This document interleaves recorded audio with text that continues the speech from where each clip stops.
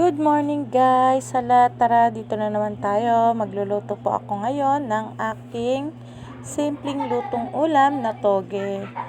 Guys, oo nga pala, magluluto ako ngayon ng ang halaga lang po ng aking luto ay 100 pesos. 50 pesos na toge, 30 pesos na manok.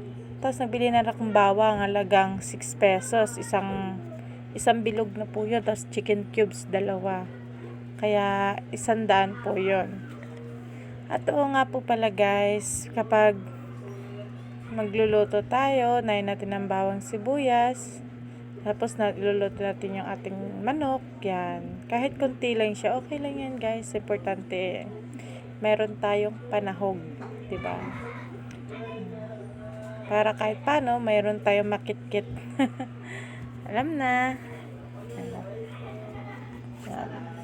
Yan siya guys. Sinahalo-halo ko na siya para maluto siya bago natin lagay yung toge guys.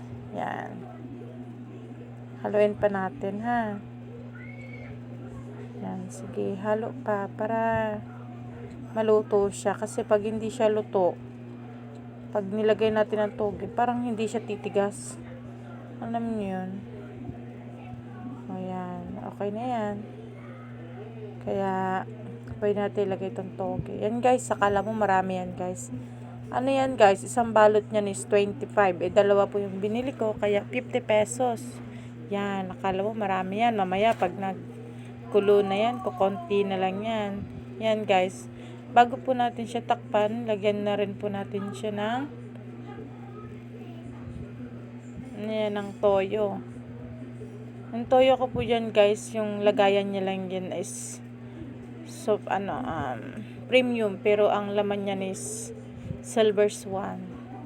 Kasi mas maganda po pag nasa lagayan. Pag nasa pouch lang po siya, baka po matapon o maano ng daga. Yan. 2 sandok lang yan guys nilagay ko para hindi masyado maalat. Kasi guys, bawal sa amin yung maalat. Lalo na sa biyanan ko, di ba na-stroke siya. Bawal po talagang maalat.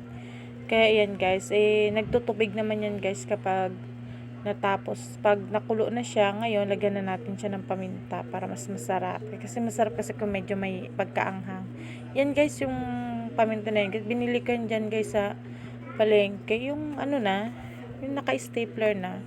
3.20. Pero puro siya guys maganda siya. Kaya talaga. Yan talaga yung binibili ko. Hindi ako nagabili ng maramihan. Gusto ko yung ganun lang. Yan guys. Nilagyan ko na rin ng chicken cubes. 2 chicken cubes para mas malasa. Kasi diba konti lang yung nilagay natin sahog. Kaya yan. Mas maganda yan. Tsaka hindi na ako naglalagay dyan just na na magic sarap o betchin. Yan na siya. Chicken cubes na po talaga yan hanggang magluto. Hanggang Yan guys. Tatakpan na natin guys. Yan. Ito na siya guys. Diba? Ang galing. Saglit lang. Ang sarap-sarap na. Yan guys. Haluin na natin yan guys. Para hanggang ilalim talaga. Yung nasa ilalim mapunta sa taas. Para malagyan siya ng toyo guys. Yan guys. Inaano ko talaga yan siya guys. Para maging hindi siya masyadong luto. Hindi ko masyado siyang pag nahalo ko na siya, okay na siya. Kasi pag sobrang luto siya, hindi na siya masarap, tsaka hindi na siya matamis. Yan guys, halo-halo lang tayo, halo-halo. Yan guys.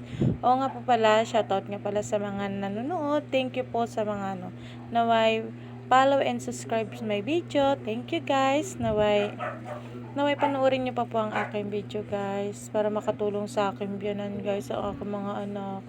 Thank you guys. God bless and I love you. Naway pagpalain po tayo ng makapangyarihang Diyos.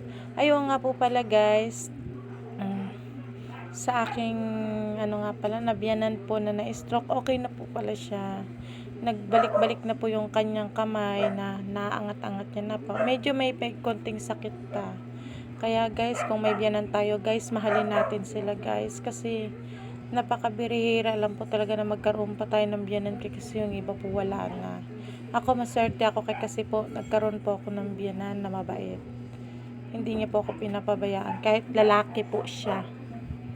Kaya guys, thank you. Goodbye.